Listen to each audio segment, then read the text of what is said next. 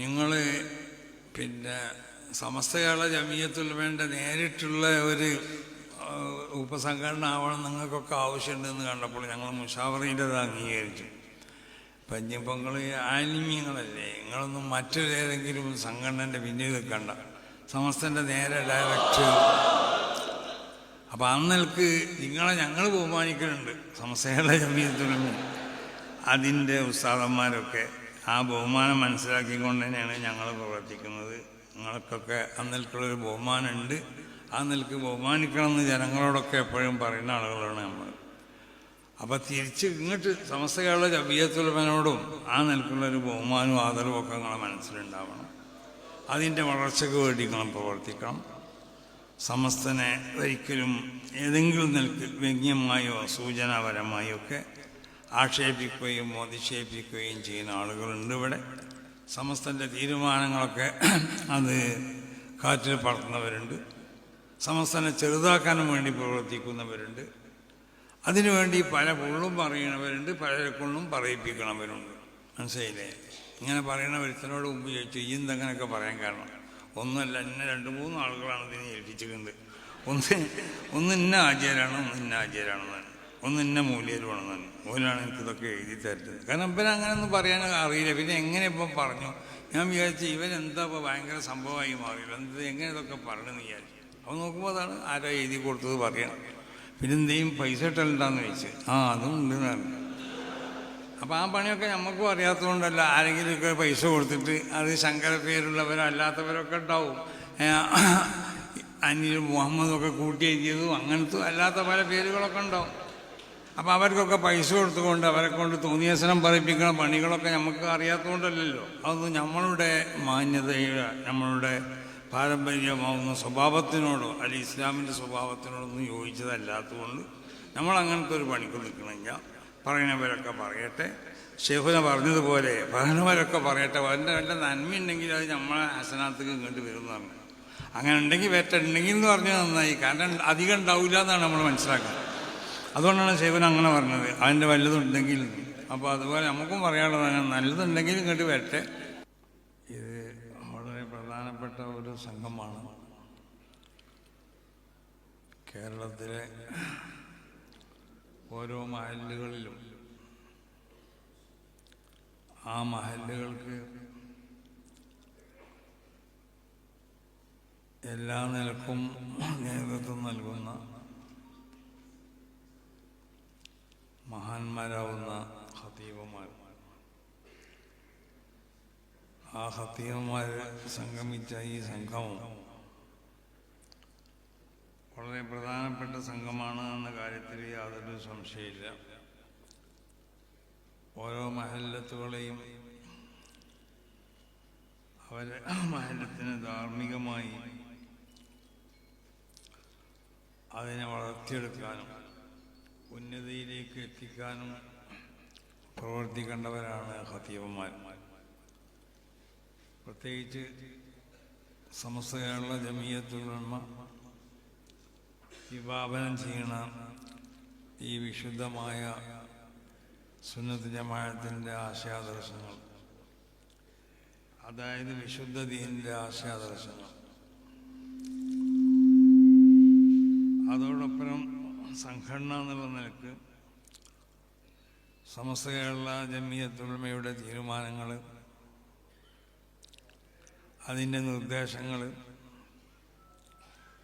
അതിൻ്റെ ഉപദേശങ്ങളൊക്കെ മഹല്ലുകളിലേക്ക് എത്തിച്ചു കൊടുക്കുകയും അത് സ്വീകരിക്കപ്പെടാൻ പറ്റുന്ന സ്വഭാവത്തിൽ മഹല്ലത്തുകളെ സജീവമാക്കുകയും ചെയ്യേണ്ട ഏറ്റവും വലിയൊരു ഉത്തരവാദിത്തമാണ് ഖതീബുമാർക്ക്. പല മഹല്ലത്തുകളിലും സമസ്ത കേരള ജമിയത്തുൽ ഉലമയുടെ ആഹ്വാനങ്ങൾ അല്ലെങ്കിൽ അതിൻ്റെ ഉപദേശങ്ങൾ, അതിൻ്റെ നിർദ്ദേശങ്ങൾ, ഇതൊക്കെ എത്തിച്ചു കൊടുക്കുമ്പോൾ സ്വാഭാവികമായിട്ടും ചില പ്രയാസങ്ങളും ബുദ്ധിമുട്ടുകളൊക്കെ ഉണ്ടായിത്തീരാം. അങ്ങനെ പലരും ചിലപ്പോൾ ഉണർത്താറുമുണ്ട്.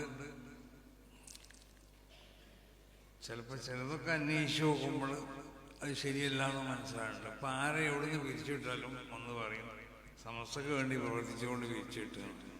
ആരെ വിട്ട് ഇപ്പം അങ്ങനെ എന്ത് കാരണത്തിന് പിരിച്ചുവിട്ടാലും പിന്നെ അന്വേഷിച്ച് നോക്കുമ്പോൾ ഈ കാരണമൊന്നല്ല, പിരിച്ചുവിടാനുള്ള കാരണം വേറെ എന്തെങ്കിലും പിന്നെ ആളോട് ഈ പറയാൻ പറ്റാത്ത അല്ലെങ്കിൽ മറ്റു വല്ല കാരണങ്ങളായി.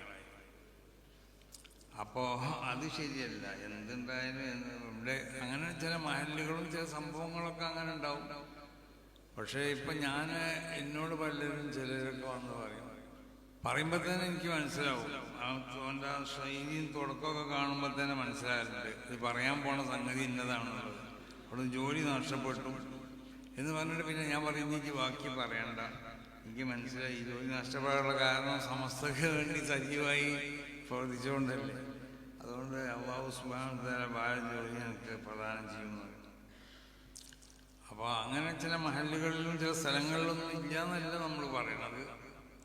പക്ഷേ ആ മഹല്ലത്തുകളൊക്കെ നമ്മൾ വളരെ സിയാസത്തോടുകൂടി വളരെ ഹിക്മത്തോടുകൂടി മഹല്ലുകളെ സമസ്തകളുടെ ജമിയത്തുൽ ഉലമ ഉദ്ദേശിക്കേണ്ട ഒരു മഹല്ല് സംഗമം ഉണ്ടാക്കാൻ വേണ്ടി സമസ്തകളുടെ ജമിയത്തുൽ ഉലമയുടെ ഒരു യഥാർത്ഥ മഹല്ല് സംഗമം നമുക്കൊന്നിരിക്കൽ നമ്മളെ സമ്മേളനത്തിന് മുമ്പോ അല്ലെങ്കിൽ അതിനോട് അടുത്തുകൊണ്ടൊക്കെ നമുക്ക് സംഗമിപ്പിക്കപ്പെടണം. അതിനുവേണ്ടി ആലോചിച്ചുകൊണ്ടിരിക്കുകയാണ് എങ്ങനെയാണ് കേരള അടിസ്ഥാനത്തിലുള്ള എല്ലാ മഹല്ലുകളും സമസ്ത കേരള ജമിയത്തുൽ ഉലമയോട് ബന്ധപ്പെട്ട എല്ലാ മഹല്ലുകളെയും 100ാം വാർഷികത്തിൻ്റെ ഒരു പാരിതോഷികം എന്നുള്ള നിലയ്ക്ക് എല്ലാ മഹല്ലുകളെയും ഒന്ന് സംഘടിപ്പിച്ചു കൊണ്ടിട്ട് മഹല്ലുകൾക്ക് ആവശ്യമാകുന്ന ഉപദേശങ്ങളും നിർദ്ദേശങ്ങളൊക്കെ ചെയ്യാം. യഥാർത്ഥത്തിൽ മഹല്ലുകളൊക്കെ സമസ്തൻ്റെ നേതൃത്വത്തിൽ തന്നെ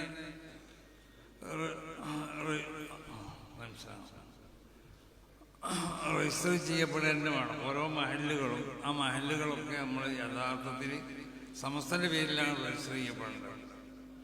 അപ്പോൾ സമസ്തയുള്ള ജമിയത്തുൽ ഉലമയുടെ ഒരു വിശാലമായ ഒരു മഹല്ല് സംഗമം ഇൻഷാ അല്ലാഹ് സംഘടിപ്പിക്കപ്പെടും.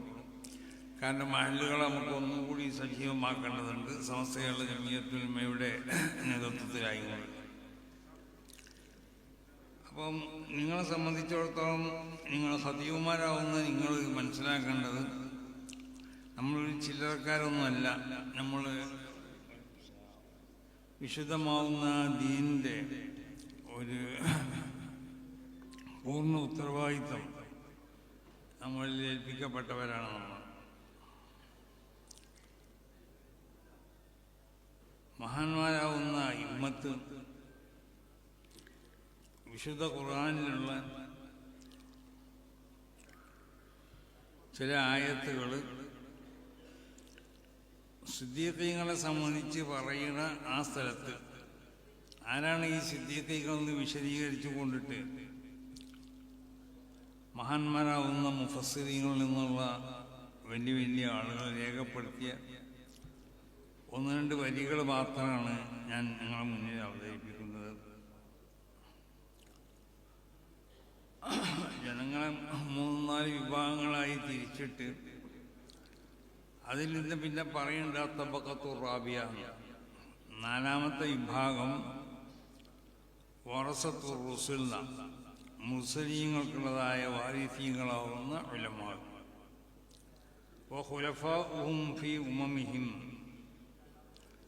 അംബിയാ മുർസലീങ്ങൾക്ക് അവരുടെ ഉമ്മത്തിൽ അംബിയാ മുസ്ലിങ്ങൾക്കുള്ള പ്രതിനിധികളായിക്കൊണ്ട് പ്രവർത്തിക്കുന്നവർ. വഹുമുൽ ഖായിമൂന ബിമാ ബുഇസൂ ബിഹി, ആരാണ് അവരെന്നറിയോ? അംബിയാക്കന്മാരെ അല്ലാഹു സുബ്ഹാനഹു വ തആല ഏതൊരു ആദർശം പ്രചരിപ്പിക്കപ്പെടാനാണോ നിയോഗിക്കപ്പെട്ടുള്ളത് ആ നിയോഗിക്കപ്പെട്ടതായ ആദർശത്തിൻ്റെ പ്രചരണവുമായി കൊണ്ട് നിന്നു പോരുന്ന ആളുകൾ. അത് എങ്ങനെയെങ്കിലും നിന്ന് പോകാൻ പോരാ. ഇൽമൻ, അമ്പിയാക്കളിൽ നിന്ന് ഇസ്തിഫാത്ത് ചെയ്യപ്പെടുന്നതായ ആ ഇൽമ് അവരിലുണ്ടാവണം. അമലൻ, ഇൽമ് മാത്രം ഉണ്ടായാൽ പോരാ, നമ്മൾ ഉപദേശം മാത്രം പോരാ. യഥാർത്ഥത്തിൽ ഒരു ഖതീബിൻ്റെ ഉപദേശമല്ല യഥാർത്ഥത്തിൽ ജനങ്ങൾക്ക് ഏറ്റവും അധികം പ്രയോജനം ചെയ്യുന്നത്.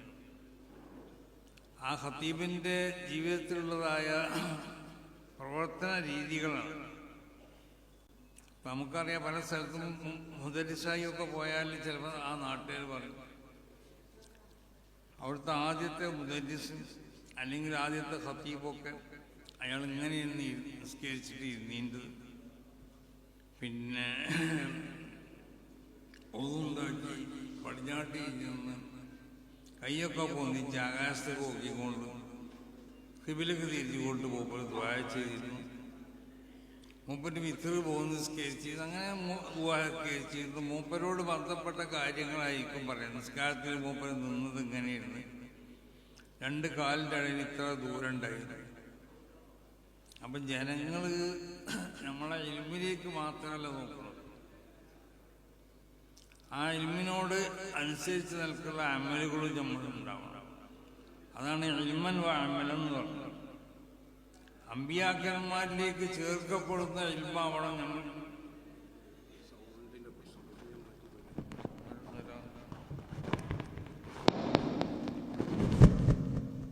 അത് എല്ലൂരി ഒന്ന്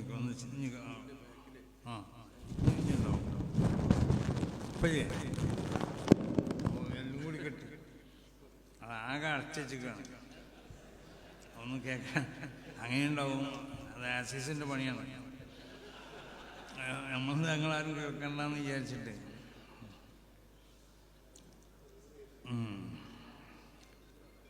അപ്പോൾ അത് ഇൽമ് എന്ന് പറഞ്ഞാൽ അമ്പിയാക്കന്മാരിൽ നിന്ന് ഇസ്തിഫാത്ത് ചെയ്യപ്പെട്ട അമ്പിയാക്കന്മാരുടെ ഇൽമാണെന്ന് പറയപ്പെടാൻ പറ്റുന്ന നിലക്കുള്ള ഇൽമ് നമ്മൾക്ക് വേണമെന്നുണ്ടെങ്കിൽ എന്ത് വേണം? ഞാൻ എപ്പോഴും പറയലുണ്ട്, നുബുവത്തിൻ്റെ ബാത്തിന് അത് വിലായത്താണ്, ഇസ്തിഖാമത്തിൻ്റെ സ്വഭാവം ഉണ്ടാവലാണ്. അപ്പോൾ ആ ഇസ്തിഖാമത്തിനെ ആണ് അമ്പിയാക്കന്മാരിൽ നിന്ന് നമുക്ക് ഇസ്തിഫാത്ത് ചെയ്യാൻ നമുക്ക് സമ്പാദിക്കാൻ കഴിയും. അപ്പോൾ ആ ഇസ്തിഖാമത്തിൻ്റെ സ്വഭാവം നമ്മളിൽ ഉണ്ടായാൽ യഥാർത്ഥ ഇൽമ് നമ്മളിൽ ഉണ്ടാവും. അല്ല നമ്മൾ ഖുർആൻ ഓതി ഹദീസ് പറഞ്ഞു അതിൻ്റെ അർത്ഥം പറഞ്ഞുകൊണ്ടൊന്നും ആ ഇൽമിനിക്ക് അമ്പിയായിലേക്കുള്ള ഇത്തിസാലുണ്ട് എന്ന് പറയാൻ പറ്റില്ല. നമ്മളിപ്പോൾ ദർസ് നടത്തി, അതുകൊണ്ട് നമ്മളടുത്തുള്ള ഇൽമ് അത് അല്ലാഹുവിൻ്റെ റസൂലിലേക്ക് മറ്റുള്ള അമ്പിയാക്കന്മാരിലേക്കൊക്കെ ചെന്നെത്തുന്ന ഇൽമാണെന്ന് പറയണമെന്നുണ്ടെങ്കിൽ അതിന് അടിസ്ഥാനപരമായി ആവശ്യമായ കാര്യങ്ങൾ നമ്മളിലുണ്ടാവും. അതാണ് ഇൽമം വ അമലൻ. പിന്നെ നമ്മളെ പ്രവർത്തനങ്ങൾ ജനങ്ങൾക്ക് അത് മാതൃകയാക്കപ്പെടാൻ പറ്റുന്നതായ അമലുകളാവണം. അങ്ങനെ റസൂൽ സല്ലല്ലാഹു അലൈഹി വസല്ലമ തങ്ങളെ പ്രവർത്തനങ്ങളാണ് അധികം സഹാബത്ത് ജീവിതത്തിൽ പകർത്തിയത്.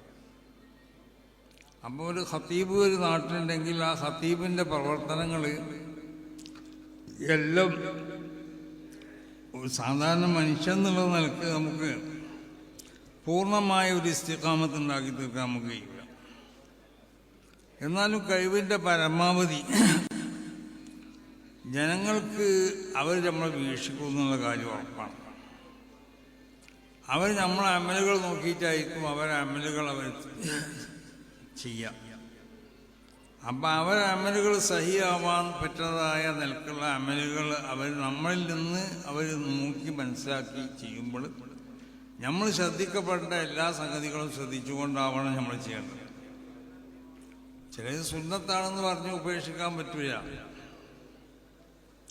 അപ്പോൾ ഫർളായ സംഗതികളും ഷർത്തൊക്കെ ഉണ്ടായ പോലെ അത് മതി. പക്ഷേ ചില സുന്നത്തായ സംഗതികളും അത് പ്രധാനമായി കൊണ്ട് പരിഗണിച്ച് ചെയ്യുന്നവരായിരിക്കും സാധാരണക്കാർ. അപ്പം ആ ഒരു ബോധം നമ്മളിലുണ്ടാവണം.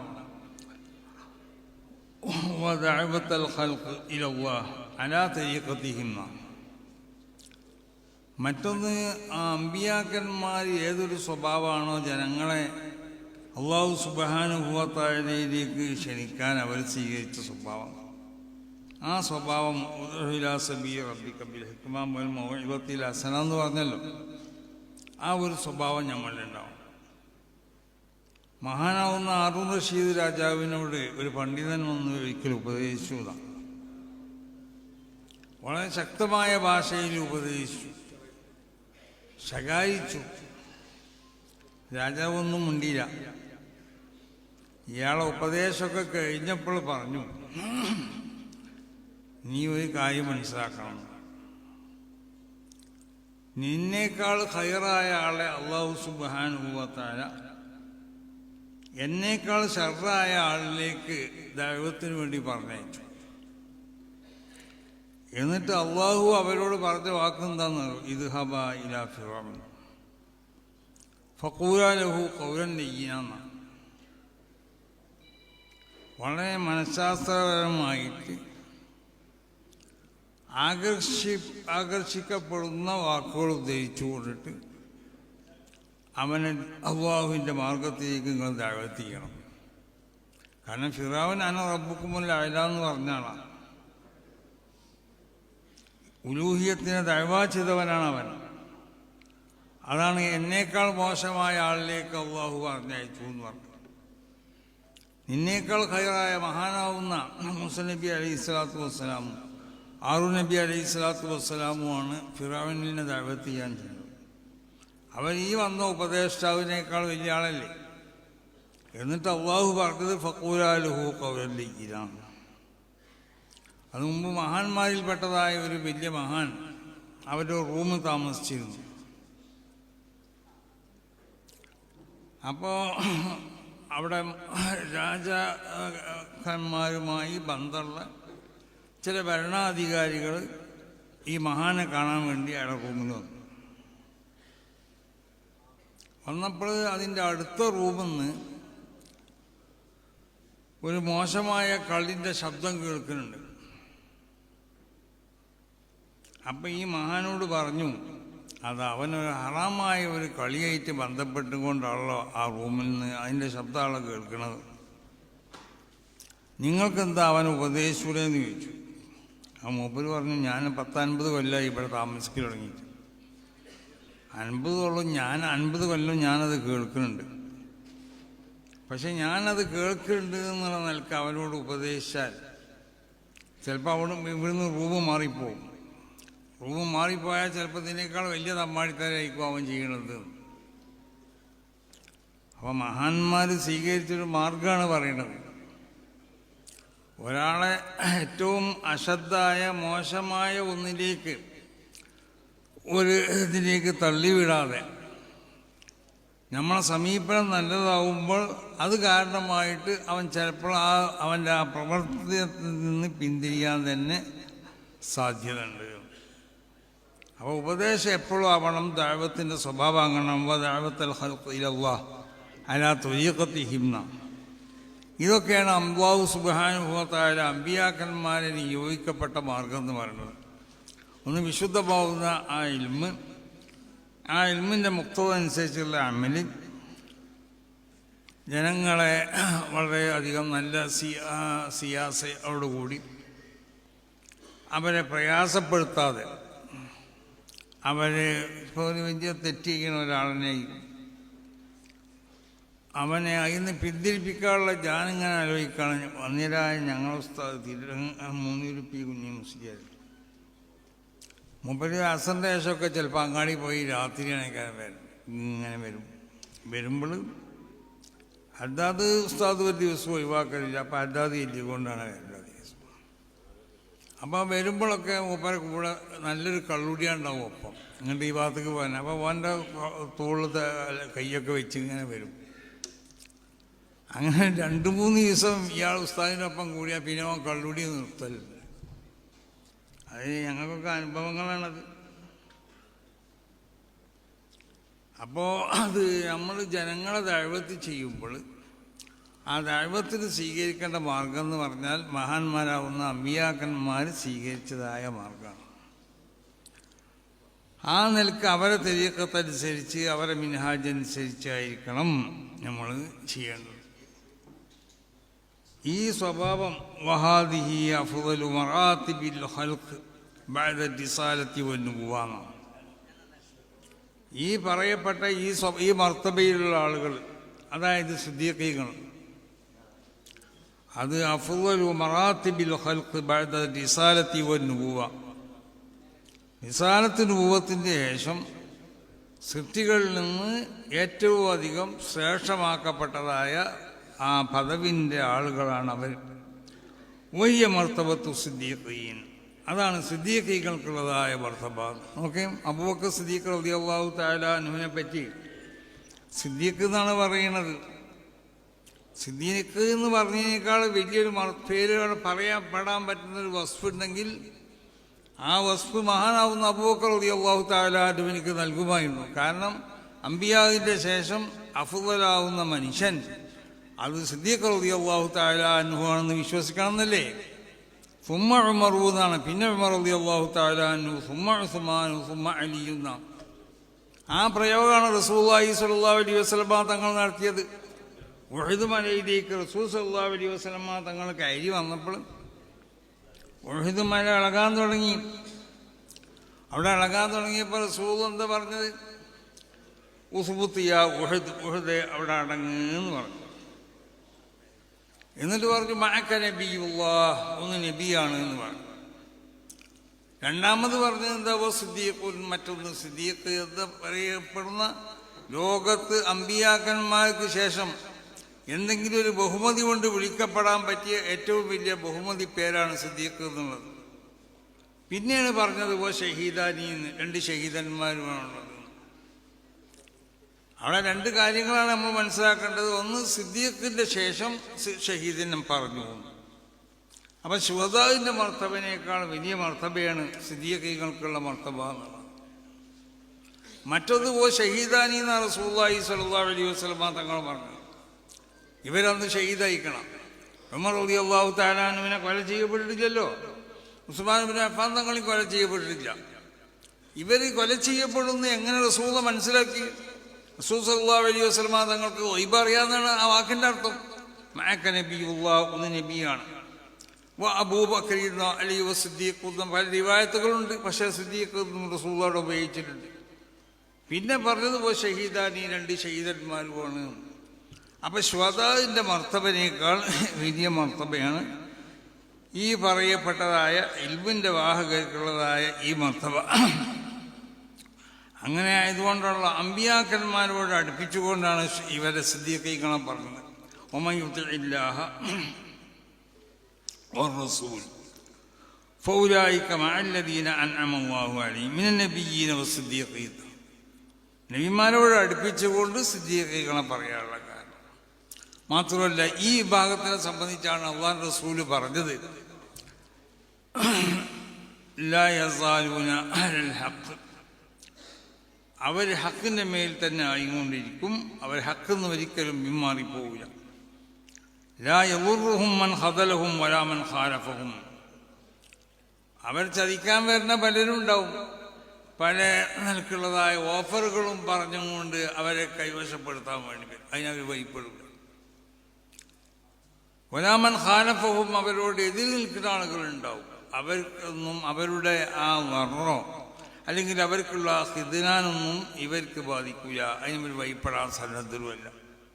ശരിയായ ആദർശത്തുമ്പോൾ അവർ ഉറച്ചു നിൽക്കും. എത്തായെത്തിയാമുള്ള അപ്പോൾ ഈ നിലക്ക് ഉറച്ചു നിൽക്കുന്നതായ സിദ്ദീഖീങ്ങൾ എന്ന് വിശുദ്ധ ഖുർആനിൽ രേഖപ്പെടുത്തപ്പെട്ട ആ മർത്തബയിലാണ് നമ്മളൊക്കെ ഉണ്ടാവേണ്ടത്. കാരണം അതിനേക്കാണ് നമ്മൾ നിയോഗിക്കപ്പെട്ടിട്ടുള്ളത്. ഓരോ മഹല്ലത്തുകളിലും ഇൽമിയായ നിലക്കും അമലിയായ നിലക്കും അതോടൊപ്പം ജനങ്ങളെ അള്ളാഹു സുബ്ഹാനഹു വ തആലയെ സംബന്ധിച്ച് മനസ്സിലാക്കി കൊടുക്കുക, അള്ളാഹുവിൻ്റെ അമ്പിയാക്കന്മാരെ പറ്റി മനസ്സിലാക്കി കൊടുക്കുക, വിശുദ്ധമാവുന്ന അഹ്ലു സുന്നത്തി വൽ ജമാഅത്തിൻ്റെ ആശയങ്ങളും ആദർശങ്ങളും ഒക്കെ മനസ്സിലാക്കി കൊടുക്കുക. അതിനുവേണ്ടി പ്രവർത്തിക്കാൻ വേണ്ടി നിയോഗിക്കപ്പെട്ടവരാണെന്നുള്ളൊരു ബോധം നമ്മളിലുണ്ടാവണം. അതോടൊപ്പം ഏറ്റവും വിശുദ്ധമാവുന്ന ഒരു സംഘടന, അതാണ് സമസ്ത കേരള ജമിയത്തുൽ ഉലമ എന്നുള്ളത്. അതിലേക്ക് പോരായ്മകൾ നോക്കി നടക്കണം പലരും ഉണ്ടാവും. അത് നമ്മളെ സംബന്ധിച്ചിടത്തോളം ആ സംഘടന മഹാന്മാരാവുന്ന അല്ലാഹുവിൻ്റെ ഔലിയാ പൂർണ്ണമായും ഔലിയാക്കന്മാർ സ്ഥാപിച്ചതായ ഒരു സംഘടനയാണ്. ഭൗതികമായ ഒരു താല്പര്യങ്ങളും അവർക്കില്ലായിരുന്നു. ഭൗതികമായ എന്തെങ്കിലും ആവശ്യങ്ങൾക്ക് വേണ്ടി ഈ സംഘടന അവർ ഉപയോഗപ്പെടുത്തിയിട്ടില്ല. അതൊരു സത്യമല്ലേ. മുൻഗാമികളാവുന്ന മഹാന്മാരെ ചരിത്രം വരക്കൽ മുല്ലക്കായ തങ്ങൾ മുതൽ ഉള്ള മഹാന്മാരെ ചരിത്രം പരിശോധിച്ചു നോക്ക്. അവരൊക്കെ സത്യത്തിൻ്റെ മേലിൽ മാത്രം നിന്നു പോന്നവരാണ്. പ്രസ്ഥാനത്തിൻ്റെ വളർച്ചയ്ക്ക് വേണ്ടി എന്തെങ്കിലും അസത്യങ്ങൾ പറഞ്ഞുകൊണ്ടിട്ട് അല്ലെങ്കിൽ പ്രസ്ഥാനത്തിന് ഏതെങ്കിലും ആളുകൾ അതിനെ വിമർശിക്കുകയോ അതിനെ പരാജയപ്പെടുത്താനോ ശ്രമിക്കുന്നുണ്ടെങ്കിൽ അതിനൊക്കെ അത് അറിയിക്കണം അവജ്ഞയോടുകൂടി തള്ളിക്കളഞ്ഞവരാണ്. അങ്ങനത്തെ മഹാന്മാരാവുന്നതായ മശായിഖന്മാർ അവരാണ് നമ്മൾക്ക് നേതൃത്വം നൽകുന്നത്. ആ ഒരു ബോധം നമുക്കുണ്ടാവണം. അപ്പം മഹല്ലത്തുകൾ, ആ മഹല്ലത്തുകളുടെ നന്മയിൽ ഏറ്റവും വലിയ പങ്ക് വഹിക്കേണ്ടവരാണ് ഈ ഇരിക്കുന്നതായ ഞങ്ങൾ ഖത്തീബന്മാർ. നിങ്ങൾക്ക് സമുദായം നൽകുന്നതായ ഒരു വില ഉണ്ട്, അത് നിങ്ങൾ മനസ്സിലാക്കണം. വലിയൊരു വിലയാണ് ജനങ്ങൾ നിങ്ങൾക്ക് നൽകുന്നത്. വലിയ ബഹുമാനാണ് അല്ലാഹു സുബ്ഹാനഹു വ തആല നിങ്ങൾക്ക് വേണ്ടി നൽകപ്പെടാൻ വേണ്ടി ജനങ്ങളുടെ ഹൃദയത്തിലേക്ക് അല്ലാഹു ഇൽഖാഹ് ചെയ്തിട്ടുള്ളത്. ആ നിൽക്കാണ് ഇവിടുത്തെ മുസ്ലിം ഉമ്മത്ത് നമ്മളെപ്പറ്റി മനസ്സിലാക്കിയിട്ടുള്ളത്. കാരണം അപ്പം നമ്മൾ നൽകാൻ പറ്റുന്നതായ ആ നല്ല സ്വഭാവ ഗുണങ്ങൾ നമ്മളിലുണ്ടാവണം. മൻ ഖാഫല്ലാഹ ഖാഫഹു കുല്ലു ശൈഇൻ എന്നല്ലേ, ഒമൻ അതാഅല്ലാഹ അതാഅഹു കുല്ലു ശൈഇൻ. മഹാനാവുന്ന സഈദ് ബിൻ ജുബൈർ തങ്ങൾ ഹല്ലാജനെ എതിർത്തുകൊണ്ട് മൂപ്പര് പ്രസംഗിച്ചു. ഹല്ലാജനെ പറ്റി നമ്മൾ കേട്ടിട്ടുണ്ടാവും. ഹല്ലാജനല്ല, ഹജ്ജാജ് ബിൻ യൂസുഫിനെ പറ്റി. ഹജ്ജാജ് ബിൻ യൂസുഫ് എന്ന് പറഞ്ഞാൽ ധിക്കാരിയാവുന്ന ഭരണാധികാരി. ചരിത്രകാരന്മാരെ ഹജ്ജാജ് ബിൻ യൂസുഫിനെ പരിചയപ്പെടുത്തുന്നത് എങ്ങനെ?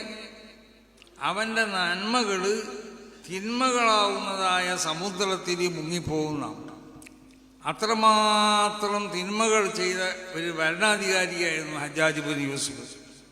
മഹാനാവുന്ന അബ്ദുല്ലാഹി ഇബ്നു ഉമർ ശകാരിച്ചു. ഒരു ഹജ്ജിൻ്റെ വേളയിൽ ആയുധമായിട്ട് ജനങ്ങളോടൊക്കെ വരാൻ വേണ്ടി പറഞ്ഞു. ബഹുമാനപ്പെട്ട അബ്ദുല്ലാഹി ഇബ്നു ഉമർ പള്ളിയിൽ വരുമ്പോൾ മൂപ്പരെ കാലുമ്മൽ ഏതവരാളുടെ ആയുധം തറച്ചു. അത് കാരണമായി മഹാനാവുന്ന അബ്ദുല്ലാഹി ഇബ്നു ഉമർ തങ്ങളെ കാൽമ മുറിയുന്നു. അങ്ങനെ മൂപ്പര് വീട്ടിൽ വിശ്രമിക്കുകയാണ്, പള്ളിയിലേക്ക് വരാതെ. അപ്പം ഹജ്ജാജ് ചോദിച്ചു, എവിടെ അബ്ദുല്ലാഹി ഇബ്നു ഉമർ? കാരണം വലിയ പണ്ഡിതനാണ്. അവരൊക്കെ വിഷയങ്ങൾ ചോദിച്ച് മനസ്സിലാക്കിയിരുന്നത് ഇവരെ പോലത്തെ വലിയ വലിയ പണ്ഡിതന്മാരായിരുന്നു. സഹാബത്തിൻ്റെ കൂട്ടത്തിൽപ്പെട്ട വലിയ പണ്ഡിതൻ മുജിത്തഹിദാവുന്ന ഇമാമാണ്. അപ്പം ഹജ്ജാജ് ബിൻ യൂസുഫ് കാണാൻ വന്നു ബഹുമാനപ്പെട്ട അബ്ദുല്ലാഹി ഇബ്നു ഉമർ തങ്ങളെ. അപ്പോൾ എങ്ങനെ ഇപ്പോൾ മുറിയായി എന്ന് ചോദിച്ചു. അപ്പം മുറിയായി എന്നുള്ളതിന് മൂപ്പര് പറഞ്ഞ മറുപടി എന്താണെന്നറിയോ? ഇമാം ബുഖാരി റിവായത്ത് ചെയ്യുന്നത്, ആരാണോ അധികം ഈ ആയുധം കൊണ്ടുവരാൻ പറഞ്ഞ ആള് അവനാണ് എൻ്റെ കാൽമ മുറിയാക്കിയിട്ടുണ്ടെന്നാണ്. അതായത് നീയാണ് എൻ്റെ ഈ കാൽമ മുറിയാക്കിയിട്ടുള്ളത്. ആയുധം കൊണ്ടുവരാൻ പറ്റാത്ത സമയത്ത് ആയുധം കൊണ്ടുവരാൻ ആളുകളോട് കൽപ്പിക്കാം, എന്നിട്ട് ആരെ മുറിയാക്കിക്കുന്നു എനിക്ക് ചോദിക്കാം. അങ്ങനെ ശകാരിച്ചു അബ്ദുല്ലാഹി ഇബ്നു ഉമർ ഞങ്ങൾ ഹജ്ജാജിനെ. അപ്പം ഹജ്ജാജിനെ എതിർത്തുകൊണ്ട് സഈദ് ബിൻ ജുബൈർ തങ്ങൾ അബ്ദുല്ലാഹി ബിൻ അബ്ബാസ് തങ്ങൾ ഇഷ്യന്മാരെ കൂട്ടത്തിൽ പ്രധാനപ്പെട്ട ഇഷ്യനാണ് Saeed bin Jubair. Saeed bin Jubair പ്രസംഗിച്ചപ്പോൾ ഹജ്ജാജ് സഈദ് ബിൻ ജുബൈറിനെ കൊല്ലണമെന്ന് തീരുമാനിച്ചു. അപ്പം സഈദ് ബിൻ ജുബൈർ എവിടെയുള്ളത് വിളിച്ചുകൊണ്ടുവരാൻ വേണ്ടി കൽപ്പിച്ചു. അപ്പം അവർ പലരും തിരഞ്ഞു പോയി. പലർക്കും വലിയ ഓഫറുകളൊക്കെ ഹജ്ജാജ് പ്രഖ്യാപിച്ചു. മാത്രമല്ല ഒരു കൂട്ടരോട് പറഞ്ഞു, നിങ്ങൾ അവനെ പിടിച്ചു കൊടുത്തില്ലെങ്കിൽ എൻ്റെ ഭാര്യ മുത്തല്ലഖത്തായിരിക്കും. അപ്പം ഈ വിഷയം വലിയ ഗൗരവത്തിൽ അവരെടുത്തു. നമ്മൾ തിരിച്ചു കൊടുത്തിട്ടില്ലെങ്കിൽ ഇയാളെ ഭാര്യ തൊലാഖ് കൊല്ലപ്പെട്ടു, ഹജ്ജാജിൻ്റെ ഭാര്യ. അത് വലിയ പ്രശ്നങ്ങൾക്ക് വഴിയൊരുക്കും. എങ്ങനെയായാലും സഈദ് ബിൻ ജുബൈറിനെ പിടിച്ചുകൊണ്ടിരണം. അവർ പിടിച്ചുകൊണ്ടിരാൻ വേണ്ടി നടന്ന് വനത്തിൽ കൂടെ നടന്നു പോകുമ്പോൾ ഒരു ക്രിസ്തീയ പുരോഹിതനെ കണ്ടു. അയാളോട് ചോദിച്ചു. അയാൾ പറഞ്ഞു, അങ്ങനെ ആളൊന്നും ഞാൻ കേട്ടില്ല, പക്ഷേ കുറച്ചകണ്ടി വന്നാലും മുസ്ലിമീങ്ങൾ താമസിക്കുന്ന സ്ഥലമുണ്ട്, അവിടെ ഉണ്ടാവും, ചിലപ്പോൾ അന്വേഷിച്ച് നോക്കി. അങ്ങനെ ചെന്ന് അവിടുന്ന് Hajjaj bin Yusuf Saeed bin ജുബൈറിനെ അവർ കണ്ടു. സഈദ് ബിൻ ജുബൈറിനോട് പറഞ്ഞു, ഹജ്ജാജ് പിടിച്ചോണ്ടിരാൻ വേണ്ടി ഏൽപ്പിച്ച ആളുകളാണ്, നിങ്ങൾ ഞങ്ങളെ കൂടെ വേണമെന്നാണ്. മൂപ്പർ പോരാൻ തയ്യാറായി. മൂപ്പർക്കറിയാം മൂപ്പരെ കൊല ചെയ്യാനാണ് കൊണ്ടുപോകണമെന്നുള്ളത്. രാത്രി ഇട്ടായപ്പോൾ ഈ ക്രിസ്തീയ പുരോഹിതൻ്റെ ഈ സത്രത്തിൻ്റെ മുന്നിൽ കൂടി പോകുമ്പോൾ ക്രിസ്തീയ പുരോഹിതൻ അവരെ തടുത്തു. അവരോട് പറഞ്ഞു, നിങ്ങൾക്ക് ഇങ്ങനെ പോകരുത്, ഈ മരുഭൂമിയിൽ ഈ കാട്ടിൽ വന്യമൃഗങ്ങളുണ്ട്, നിങ്ങളെ പിടിച്ചു എന്ന് പറഞ്ഞു. അപ്പം അതുകൊണ്ട് നിങ്ങൾ ഇവിടെ എൻ്റെ കൂടെ താമസിച്ചോളൂ. അപ്പം എല്ലാവരും അയാളെ സത്രത്തിൽ താമസിക്കാൻ തയ്യാറായി. മഹാനാവുന്ന ഹജ്ജാജ് അബ്ദുല്ലാഹിബിൻ സയ്യിദ് ബിൻ ജുബൈർ തങ്ങൾ പറഞ്ഞു, ഞാൻ അവിടെ താമസിക്കില്ല, ഞാൻ അവിടെ പുറത്ത് എടുക്കണം. അപ്പം ഇവർക്ക് തോന്നി ഇയാൾ ഒന്നിരിക്കലും ഓടിപ്പോവും, അതല്ലെങ്കിൽ വന്യമൃഗങ്ങൾ ഇയാളെ വന്ന് എന്താവും ഭക്ഷിക്കുമോ. അങ്ങനെ അവർ ഇയാളെ ഉള്ളിൽ കിടക്കാൻ ഇയാളെ സമ്മതിച്ചില്ല. അബ്ദുല്ലാഹി ബിൻ സയ്യിദ് ബിൻ ജുബൈർ തങ്ങൾ പുറത്ത് തന്നെ കിടന്നു. താബീയങ്ങളിൽപ്പെട്ട വലിയ മഹാനാണ്. അപ്പോൾ കുറച്ച് കഴിഞ്ഞപ്പോൾ കാട്ടിലുള്ള സിംഹങ്ങളടക്കമുള്ള മൃഗങ്ങൾ വന്നിട്ട് സയ്യിദ് ബിൻ ജുബൈർ തങ്ങൾക്ക് വലയം ചെയ്തോടെ നിൽക്കുകയാണ് ചെയ്തത്. സയ്യിദ് ബിൻ ജുബൈർ തങ്ങളെ പിന്നെ സംരക്ഷണത്തിനായി കൊണ്ടിട്ട്. അതാണ് മൻ അതാഅ അല്ലാഹ അതാഅഹു കുല്ലു ശൈ വമൻ ഖാഫ അല്ലാഹ ഖാഫഹു കുല്ലു ശൈ. എല്ലാ വസ്തുക്കളും പേടിക്കും. അങ്ങനെ മൂപ്പര് നേരെ വെളുത്തപ്പോൾ ഈ ക്രിസ്തീയ പുരോഹിതൻ കാണുന്നത് ഈ സംഭവമാണ്. ക്രിസ്തീയ പുരോഹിതൻ മാത്രമല്ല, അപ്പം പിടിച്ചോണ്ടാൻ വന്നാലും കാണുന്നത് ഇതാണ്. അപ്പം ക്രിസ്തീയ പുരോഹിതൻ അവിടുത്തെ എന്തായി മുസ്ലിമായി ഇത് കണ്ടിട്ടതാണ്. Abdullahi bin Sayyid bin Jubair തങ്ങൾക്ക് കാട്ടുമൃഗങ്ങൾ, കാട്ടിലുള്ളതായ വന്യമൃഗങ്ങൾ മൂപ്പർക്ക് കാവൽ നിന്ന ഈ രംഗം കണ്ടിട്ട്, നിങ്ങൾ ഏത് മതത്തിലാണുള്ളത്, ആ മതത്തിൽ പ്രവേശിക്കാനുള്ള ആ കെലിമത്തുകളൊക്കെ ഒന്ന് പറഞ്ഞു തരീന്ന് പറഞ്ഞു. അങ്ങനെ അത് പറഞ്ഞു കൊടുത്തു. മഹാനാവുന്ന അബ്ദുള്ള സയ്യിദ് ബിൻ ജുബൈർ തങ്ങൾ മുഖേന അവർ മുസ്ലിം. അപ്പം ഞാൻ എന്ത് പറഞ്ഞു കൊണ്ടിരുന്നു പറഞ്ഞാൽ, നമ്മൾ ശരിക്കും തഖ്വയുള്ളവരാവണം. നമ്മളെ പ്രവർത്തനങ്ങൾ പൂർണ്ണമായും കൊണ്ട് ശരീരത്തിനോട് യോജിച്ചതായ പ്രവർത്തനങ്ങളാവണം. നമ്മളെ ഉളു അത് ജനങ്ങൾ നോക്കുന്നുണ്ട്, അത് കണ്ടിട്ടായിരിക്കും അവർ ഉളുണ്ടാക്കണം. നമ്മളെ ഓരോ പ്രവർത്തനങ്ങളും ജനങ്ങൾ നോക്കുന്നുണ്ട്, അത് കണ്ടിട്ടായിരിക്കും അവരുടെ ജീവിതത്തിൽ ആ പ്രവർത്തനം അവരെന്താണ് ചെയ്തുകൊണ്ടിരിക്കുന്നത്. അപ്പം നമ്മൾ ചിലപ്പോൾ സ്കരിച്ചിട്ട് ശേഷം നമ്മൾ ഇപ്പോൾ ചില ആളുകളൊന്നും യാത്രയിൽ സുന്നത്തേനെ വേണ്ടെന്ന് വിചാരിച്ചാൽ കുറേ ആൾക്കാർ യാത്രയിൽ ഫർദ് ചുരുക്കി കഴിച്ചാന്ന് പറഞ്ഞുകൊണ്ട് സുന്നത്ത് വേണ്ടെന്നല്ലല്ലോ ഇതിൻ്റെ അർത്ഥം. സുന്നത്ത് കേൾക്കേണ്ട സ്വഭാവം പറഞ്ഞില്ലേ. ഇപ്പോൾ ലോറു അസറുകൾ ജമാക്കി കഴിച്ചു, അത് മുന്തിച്ചാവട്ടെ വിന്ദിച്ചാവട്ടെ, സുന്നത്ത് കേൾക്കണം.